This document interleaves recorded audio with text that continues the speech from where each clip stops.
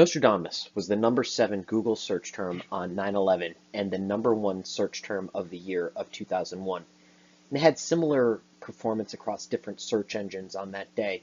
But we're going to focus on Google because there's a tremendous amount of good data that's available through the Google Zeitgeist platform and also the Google Trends platform currently.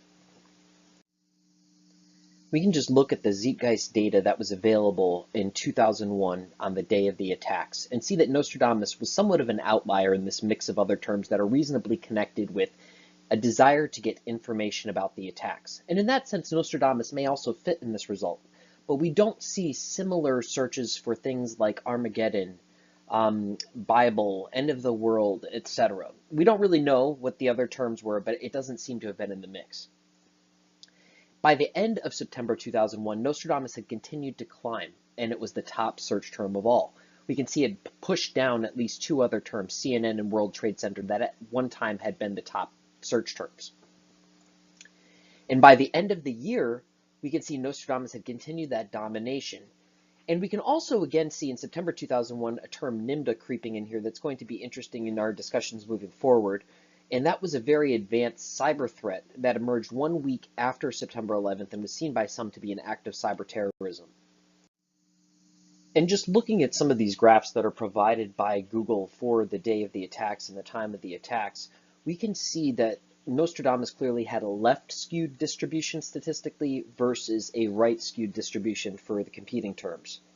Let's run through these very quickly. A very pronounced decline here in the World Trade Center, for example, much more visible in the Pentagon, a search result which has a very similar volume of searches to Nostradamus on the day of the attacks at least. But we do continue to know that Nostradamus grew outside of this window. It grew through September of 2001, displaced other terms that were in front of it. And we can see quite clearly here that Pentagon got most of its searches right away. And finally, of course, for CNN, that really confirms this skewness image here. We can see that CNN got about 6,000 searches per minute on the day of the attacks, but it skewed off very, very quickly. Now, as we look for an explanation for this, I would like to present to you the idea of prophecy as propaganda, an idea that has been in use for hundreds, if not thousands of years. And looking back at the book of Revelation, for example, this is considered today to be originally anti-Roman propaganda. Here's an example of a book, for example, that goes into the idea of prophecy and politics in relation to the book of Revelation. Similarly, Nostradamus, who came about in the 16th century Europe, would have been no stranger to the idea of prophecy as propaganda. He was somewhat known as an atheist, but also at the same time as him, or at least in the 15th century in Britain, there had been this thing called the prophecy of the 6 kings, which is used to plot politically against Henry IV. And perhaps most interestingly, for the purposes of this discussion, we can see that in World War II, both the Axis and the Allies used Nostradamus for psychological warfare, as in the case of this graphic here. So why not today? We know that in the post-World War II era, the biggest innovation that had come to disinformation was its mass production. Obviously, IT has just changed the game when it comes to mass production. So we know for a fact that the Nostradamus phenomenon on September the 11th was driven by some extent by a mass delivery of emails and text messages over the internet. And this was covered quite heavily in news media and very straightforward news media. USA Today, for example, had a story on this. We also know Chicago Tribune was talking about it, and various news sites around the world were talking about it, how these were all coming in by email and text message. We also know that these were specifically fake Nostradamus prophecies. They had never been written by Nostradamus himself. They had specifically been created by university students just trying to make cases about how generic Nostradamus could be and applied to everything. And we may not even know where some of these other ones came from. They were cobbled together from various fake verses and actual real Nostradamus verses, for example. But this seems to have been at least part of what was driving the behavior in Nostradamus. And doesn't it make a lot more sense if we ask ourselves if there was some sort of a tool that was driving this? Because of the fact these were fake, no one should have spontaneously thought of them, and we know the vector was email and text message. There were some very innovative viruses around the time of the September 11th attacks, and I don't have a lot of time to get into these, unfortunately, but just to point out some high-level ideas here. Surcam and NIMDA both were mass mailers. Code Red and NIMDA both spread by IIS. Surcam and NIMDA had very similar signatures, and each of them had an attribution to nation states. And in the case of NIMDA and Code Red, there was an indication of Chinese attribution. In the case of Surcam, it specifically struck the FBI and Ukraine before the September 11th attacks in very notable and documented cases. And it also was known to co-multiply and augment itself with other viruses in the wild, for example, the Funlove99 virus. And it packaged up large document caches that were on networks and spread them along. And in this sense, it was known as the worm that spread secrets. And Code Red had specifically attempted a denial of service attack on the White House, which was unsuccessful. But ultimately, there are clues that point to nation-state attribution, similar clues between these, and also perhaps an idea that the FBI and Ukraine are traditional foils of the Russians. So other very notable 9/11 Nostradamus-related anomalies did take place, and they may tie into our story. The top-selling book on Amazon was Nostradamus, The Complete Prophecies by John Hogue, by at least September the 19th of 2001. And this is him here. We've probably seen him on TV at one point in time or another. And he had actually been inspired to get into Nostradamus prophecy by the film The Man Who Saw Tomorrow, featuring Orson Welles, which is sort of a Nostradamus documentary, if you will. And they made some really incredible predictions regarding Nostradamus and took some very strong liberties, if you will. It had been based off of the work of Erica Cheatham, who had written a series of Nostradamus books that evolved over the years. And again, this was ultimately the basis for the John Hogue interpretations of Nostradamus. And another thing that is common between all of these figures was the suggestion of an Islamic Antichrist figure. And in the case of John Hogue, he had specifically called out Osama bin Laden in June of 2001 as a possible candidate for this role. But here we can see this figure in the video, The Man Who Saw Tomorrow. And this figure specifically attacked New York City with a Russian-made nuclear weapon in a scenario before the US and Russia went into some sort of a Star Wars type of missile shoot-down exercise before teaming up in a war against China in the Middle East. So what I think is one of the most notable findings in regards to all this is the uncanny parallel between Erica Cheatham's interpretations of Nostradamus and what we know about Soviet active measures or Russian active measures today, Russian political warfare activities that were intended to undermine Russia's enemies and oftentimes promote Russia's best interest. And disinformation and propaganda did factor very heavily into these kinds of operations. Just looking at Erica Cheatham's books, you didn't need to read the book, you could just look at the back cover. You could see that Nostradamus had made some really incredible claims, and she didn't make many of these claims on her book covers, and she would update them with time. We could see this image, though, shows what appears to be the destruction of New York City with a nuclear weapon. But let's compare these with the active measures. So active measures, as we understand them, at least from the Metrokin archive, we know that Russians promoted belief that the CIA was involved in the JFK assassination, or that the US Army made AIDS, or that there would be a World War III because the World Peace Council was promoting these kinds of beliefs because there was a fear of the deployment of Pershing missiles in Europe or the neutron bomb, for example. And we also know objectively that active measures were funding terrorist operations in the Middle East. So there's almost a one-to-one ratio between some of the most notable Erica Cheatham claims and those of Russian active measures. And also figures such as Antichrist, which had been called out by Erica Cheatham, are specifically those figures who have gone to war with Russia, very specifically. And Erica Cheatham died in 1998, so she actually never got to see one of her most controversial prophecies come to fruition to some extent. And her prophecy was controversial because some of the translations that she had used from Nostradamus' original French into English.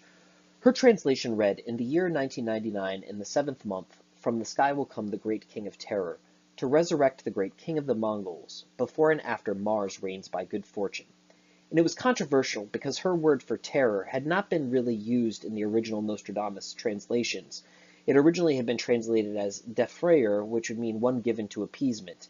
And in the mid-19th century, a handful of controversial scholars, much like Cheatham, began to use the phrase d''effrayeur, which means terror.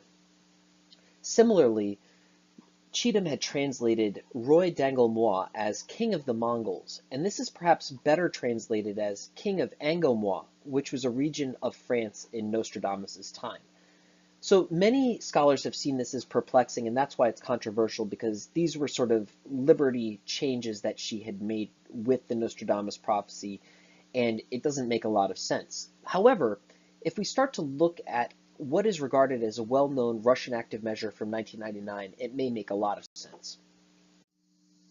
This graph here shows Russian presidential popularity, and we can see very clearly that in about the third quarter of 1999, Vladimir Putin skyrocketed into a very popular power. And this is objectively due to his response to the 1999 Moscow apartment bombings. Many people see these as an active measure today or a false flag event, and there's quite a bit of forensic evidence to support that view, both circumstantially and from a physical perspective. However, Putin himself characterized such accusations as information warfare.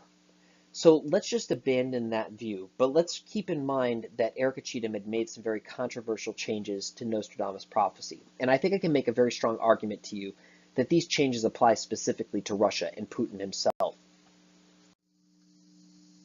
You don't need to take my word for it, however.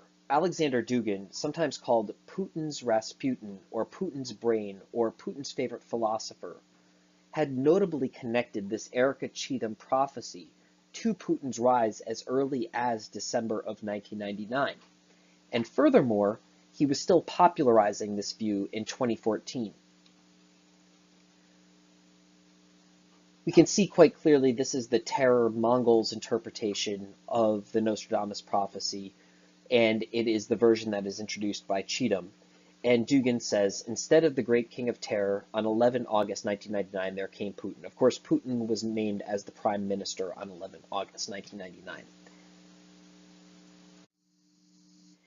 And if we imbue a knowledge of Russian history into Nostradamus' Century 10, Quatrain 72, as interpreted by Cheatham, we can see that there is actually a great deal of meaning in it.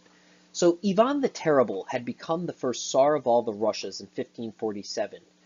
He eventually created the Oprichniki, which was the first Russian political police. He even modeled himself on the brutal leadership of Vlad Tepes, or Dracula, who was known to create law and order in the population through sadistic brutality. And we also know that a popular parallel mythology was that of the Third Rome, which saw Russia as the seat of Christianity following the fall of Constantinople, and also Rome, proper Rome, or Roman Rome.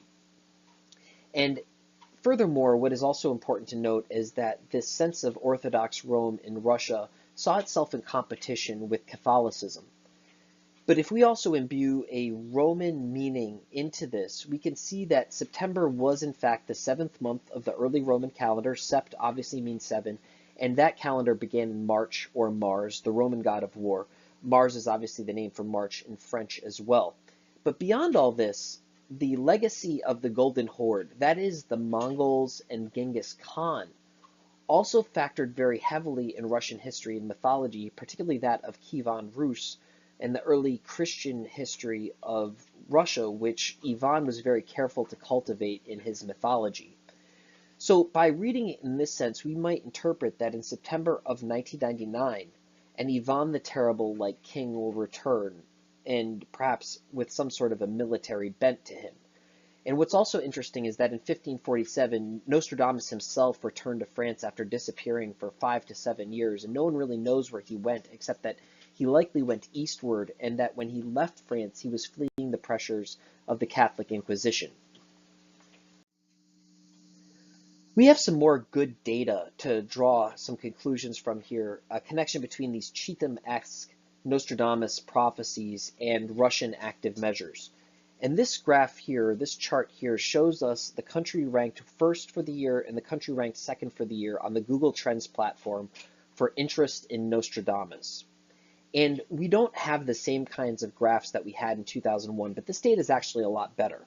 And some of these may more than just the ones I'm pointing to here, these three, point to Russian involvement. But we're going to focus here on Poland in April of 2010, Ukraine in March of 2014, and Hungary in August of 2015.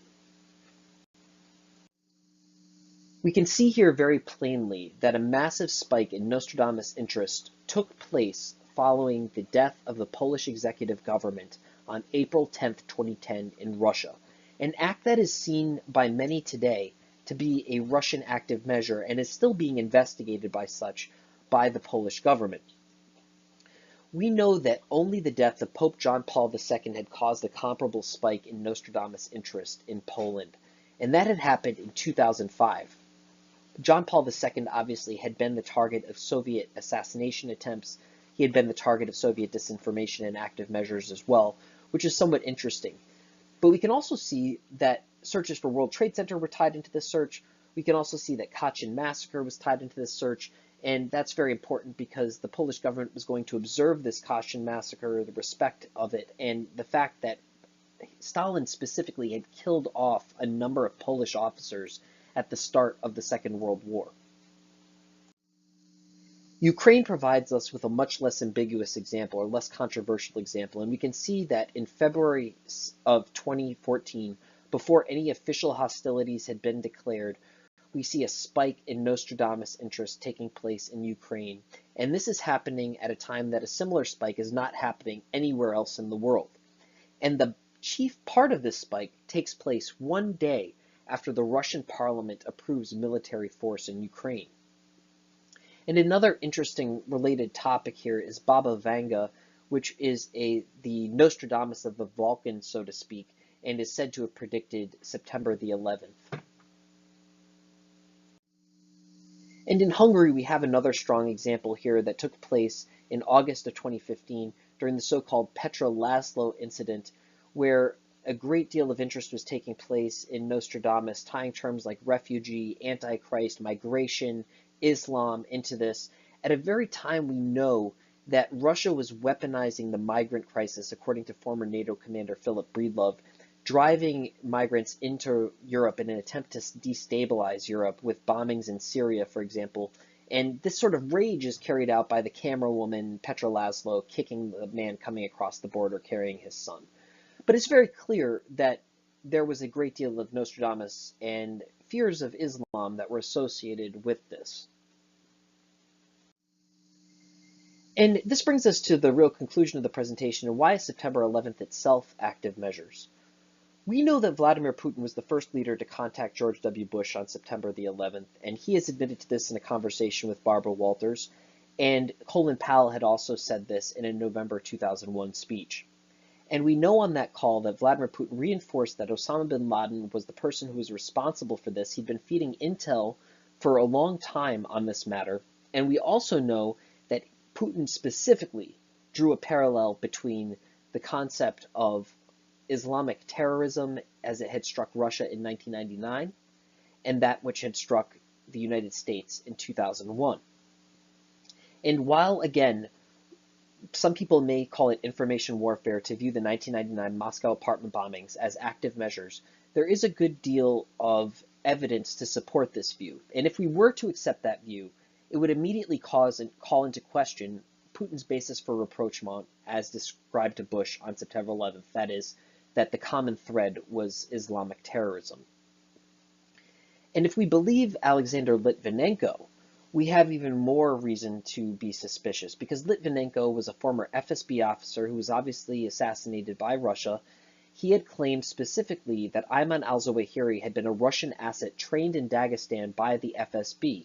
And Litvinenko should have some credibility on this because he himself had been an FSB officer and had been in Chechnya during the First Chechen War, and his managers supposedly had been the handlers of Zawahiri. And Zawahiri is admitted being held by the Russians. The Russians have admitted holding Zawahiri, and both Zawahiri and the Russians have had very incredible explanations as to why he was released. And beyond all this, Litvinenko had claimed to his neighbor that Putin specifically ordered September the 11th. So just in that first block of three, you may not agree with me if you don't agree with the 1999 Moscow apartment bombing hypothesis. However, we can move to the modern day and say that there is objectively modern Russian disinformation which feeds a belief in an inside job theory of September the 11th, and that fits in a classic information active measures pattern. And we know that sites like RT.com, other sites that are associated with Russian propaganda have fed this belief in the population. So just squaring that up with our number one, there's a very big conflict there, and we would have to ask if Putin is lying today, or he was lying then, or if he's lying in both scenarios.